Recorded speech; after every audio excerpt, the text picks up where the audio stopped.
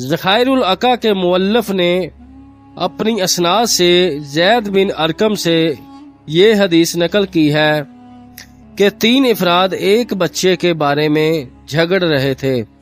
حدیث کے سیاح و سباق سے معلوم ہوتا ہے کہ زمانہ جاہلیت میں ایک وقت میں 3 افراد نے ایک نیز سے جمع کیا، جس کا نتیجے میں یہ بچہ پیدا ہوا تھا۔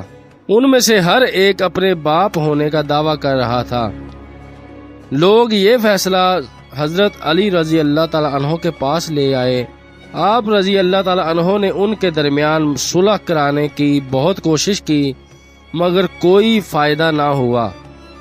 آپ رضی اللہ تعالیٰ عنہ نے فرمایا، اب میں ہر ایک کے نام پر قرہ ڈالتا ہوں، جس کے نام پر قرہ نکلے گا بچہ اسی کا ہوگا، کیونکہ تم ایک دوسرے کے مخالف ہو۔ حضرت علی رضی اللہ تعالیٰ عنہ نے لڑکے کے نام قرہ ڈالا، جس کے نام کے ساتھ لڑکے کا نام نکلا اسی کا بیٹا قرار دیا، اور لڑکے کو غلام فرض کیا اور اس کی قیمت لگائی، اور 2/3 قیمت اس کی دوسرے 2 افراد سے لی۔ قرہ اس طرح ڈالا گیا ہے کہ ان تینوں کے نام ٹکڑوں پر یا کسی دوسری چیز پر لکھے گئے، اور ان کے نام کو 3 ٹکڑوں میں چھاپا گیا۔ اس بچے سے کہا کہ ان میں سے ایک کو اٹھائے۔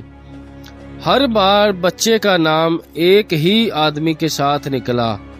جب رسول اللہ صلی اللہ علیہ وآلہ وسلم نے فیصلہ سنا تو آپ صلی اللہ علیہ وآلہ وسلم نے، ذخائر میں یہ روایت ہے کہ رسول اللہ صلی اللہ علیہ وآلہ وسلم نے فرمایا، اگر یہ فیصلہ میرے سامنے لاتے تو میں بھی اسی طرح فیصلہ کرتا جس طرح علی رضی اللہ تعالی عنہ نے فیصلہ کیا ہے۔